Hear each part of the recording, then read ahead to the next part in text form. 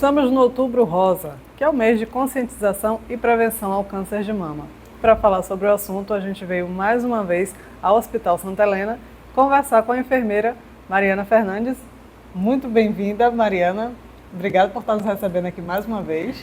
Obrigada, pessoal. É um prazer estar aqui com vocês para a gente falar um pouco desse mês que é de extrema importância, né? A temática do Outubro Rosa. Com certeza.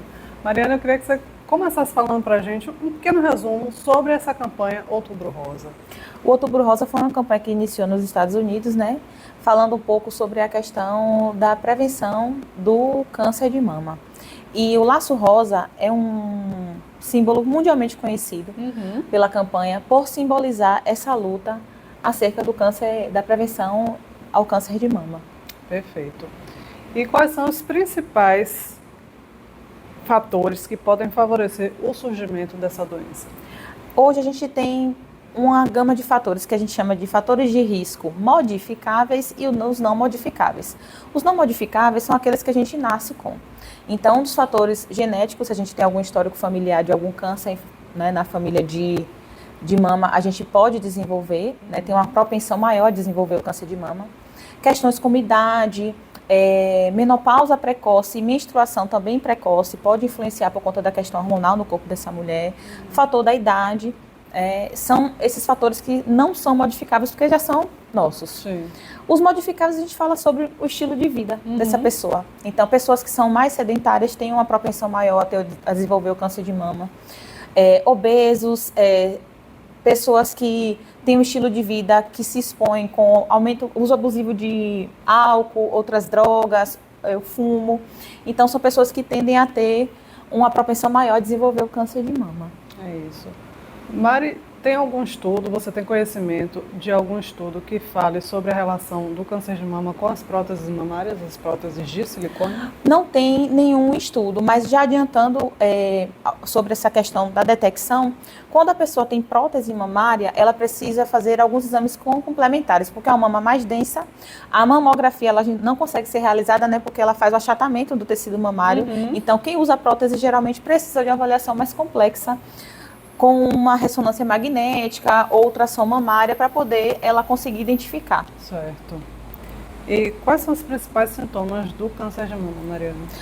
Os principais sintomas a gente vê a olho nu, né? A gente tem uma alteração do tecido mamário. Então, quando você observa as mamas que têm câncer de mama, a gente tem o que a gente chama de aspecto de casca de laranja. Então, o tecido mamário ele se altera.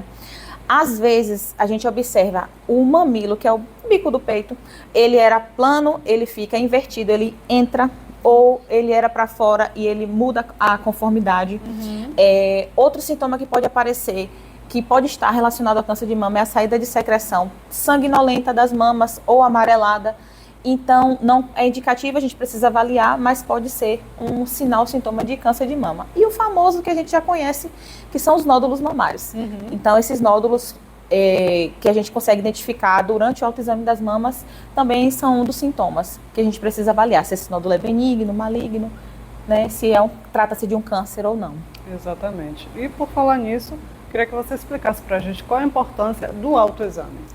Bom, o autoexame ele é importantíssimo que seja feito regularmente em todas as mulheres. A gente orienta que sempre sejam feitas pelo menos uma vez ao mês. Mulheres que ainda menstruam, a gente pede sempre que espere os 7 dias pós-menstruação, que essas mamas estão menos sensíveis, menos doloridas, e a gente consegue fazer o exame com mais qualidade. Mulheres que já estão após a menopausa, a gente pede que sempre separe um dia no mês para fazer esse exame de forma regular.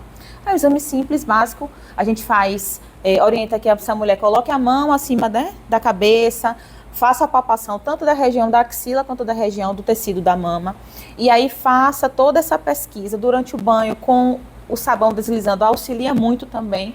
Deitada, você consegue fazer essa avaliação, mas antes do autoexame a gente precisa fazer a inspeção, a visualização.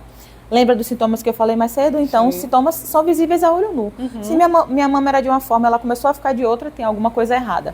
Então, antes de iniciar o toque, a gente precisa se olhar na frente do espelho e observar, né, se tem alguma alteração relacionada a essa mama. Perfeito. E esse autoexame é indicado que, como ela falou, que seja feito uma vez ao mês. Mas tem também a mamografia, que é um exame de detecção mais avançado, que é possível descobrir até se aquele tumor é benigno ou maligno. Eu queria, Mariana, que você explicasse também para a gente com relação à mamografia. A mamografia é o exame padrão ouro que a gente utiliza hoje para a questão da detecção precoce do câncer de mama. Essa mamografia, ela vai pegar desde aquelas pequenas calcificações minúsculas que podem ser um futuro câncer. Então, por isso a gente sempre pede para as pacientes se realizarem. Hoje em dia, essa mamografia é orientada bianual pelo Ministério da Saúde a partir de 50 anos, né? As mulheres, mas há algumas outras orientações. A Sociedade Brasileira de Mastologia pede que essa paciente ela faça a partir dos 40 anos essa já triagem. E se você tiver algum caso na família, aí a gente tem uma avaliação um pouco mais minuciosa. Então, eles orientam que até de 35 anos para cima já seja feita essa avaliação. E aí, nos casos que a gente não consegue fazer a mamografia, porque a mama é muito densa, muito dura, ou porque usa prótese, a gente tem os outros exames complementares, como ultrassonografia de mamas e a ressonância.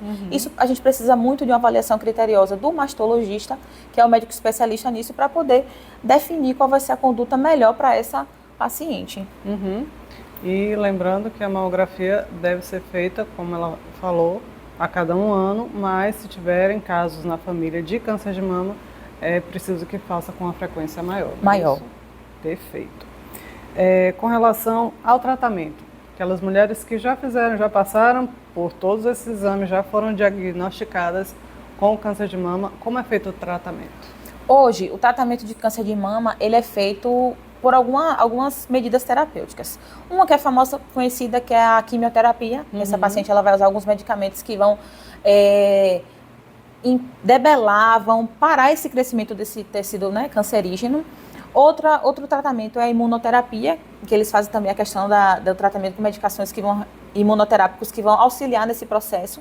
A radioterapia, que é outro processo também que a gente faz, que usa radiofrequência para poder estar diminuindo esse tecido, né, cancerígeno, e até para a gente conseguir fazer o outro tratamento, que é o cirúrgico, né, que é um tratamento mais agressivo, mas que em alguns casos é o necessário para poder a gente conseguir, de fato, eliminar esse câncer de mama. Isso muito da avaliação. Essa mulher vamos descobrir um nódulo, esse médico vai avaliar, vai fazer um estadiamento do câncer para ver o nível de qual nível esse câncer ele se encontra, para poder depois a gente definir, né, o médico definir com a equipe multidisciplinar qual é a melhor terapêutica para essa paciente. Perfeito. Com relação ao diagnóstico positivo da doença, é importante, Mariana, que essa mulher que foi diagnosticada com câncer de mama, ela seja também acompanhada por psicólogos? Importantíssimo, né? De fato, é uma notícia, é um diagnóstico muito difícil de se dar, né? As pessoas, quando recebem o diagnóstico de câncer, elas acham que ainda tem esse estigma que o diagnóstico de câncer, ele é um prediletivo à morte. Então, as pessoas entendem muito isso, apesar de toda a informação que a gente tem hoje disponível. Mas o apoio psicológico, ele é fundamental. Por isso que a gente fala que sempre a melhor terapêutica é traçada com uma equipe multiprofissional. Então, a gente tem nutricionistas, a gente tem psicólogos, e o apoio psicológico é importantíssimo para a gente traçar um plano de intervenção para essa paciente mais humanizado, mais acolhedor. Até porque o fator psicológico ele vai interferir muito na questão do sucesso do tratamento dessa paciente. É um tratamento, às vezes, longo, difícil. Em casos que a gente precisa fazer a intervenção cirúrgica, como a retirada das mamas, ou total ou parcial. Isso interfere muito na questão da autoimagem da mulher. E isso afeta muito nós, mulheres que, né, temos a mama como algo feminino, que nos difere dos homens quando a gente olha no visual. Né? É a questão mesmo das mamas, da feminilidade, isso atrapalha muito, deixa as mulheres muito inseguras, então o acompanhamento psicológico ele é fundamental. Perfeito. Quando a gente fala de Outubro Rosa, a gente fala muito em mulher, em saúde da mulher, porque a incidência do câncer de mama em mulheres é muito maior. Mas os homens também, alguns, são afetados pela doença, não é, Mari? São. O INCA hoje ele traz um dado que é de 1%, né? Menos de 1% até. Então, para cada 100 mulheres, um homem pode desenvolver câncer de mama. Né? E hoje a gente tem a questão dos homens trans. Exato. E a gente precisa sempre estar atenta, porque geralmente os homens trans, durante a sua transformação, eles removem as mamas, né? Homens trans que são geneticamente mulheres, mas que se identificam como gênero masculino. Exato. E aí eles removem o tecido mamário e acham que estão livres da questão do câncer de mama por conta disso. Mas não estão livres. Às vezes a remoção do tecido mamário não é feita a 100%. E se você tem aqueles fatores de risco genético, caso na família, ou alguma alteração, você pode estar exposto sim. Então fica sempre esse alerta para essa população por conta dessa questão. A questão hormonal também, né? Nessa transição deles, a suplementação de hormônio como a testosterona. Algumas vezes nosso corpo entende ao contrário, e a testosterona pode virar estrógeno, que é outro hormônio feminino, e o aumento pode também predispor esse paciente a ter câncer de mama. Então a gente tem que ficar atento a todos os sinais. Então, qual é a dica que eu dou? Acompanhamento com o médico é fundamental também. Não negligenciar. É isso. E a detecção nos homens é mais complicada, porque o homem, por exemplo, não pode fazer mamografia, não tem como achatar a mama.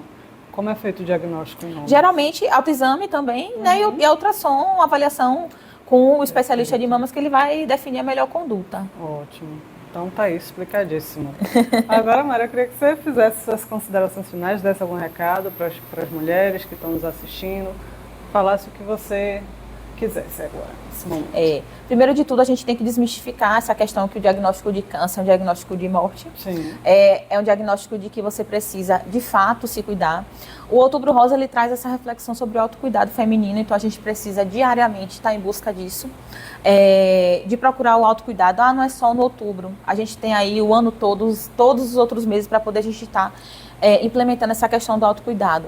Então, uma vez ao mês, será que a gente não pode tirar um tempinho para fazer esse autoexame, identificar se tem alguma alteração, buscar ajuda médica? Estamos aqui sempre para poder melhor servir e ajudar vocês nesse processo de autocuidado, com os profissionais de qualidade, com a equipe pronta para atender de forma humanizada. E eu estimulo sempre você, mulher, aí em busca disso. Nosso autocuidado. Então, mulheres bem cuidadas, elas cuidam melhor da vida delas, elas cuidam melhor da sociedade, elas cuidam melhor das suas famílias. Então, eu deixo sempre essa mensagem para vocês, de autocuidado e proteção. É isso aí. E quem precisar pode procurar o Hospital Santa Helena, né? Estamos de portas abertas para poder receber vocês, com a equipe de ponta especializada para poder a gente conseguir um dia, né, que esse câncer seja só uma estatística e não leve tantas mulheres ao óbito. Perfeito. Agradecendo mais uma vez por estar nos recebendo aqui, enfermeira Mariana Fernandes. Muito obrigada, Maria. Obrigada, gente. Um prazer. Foi?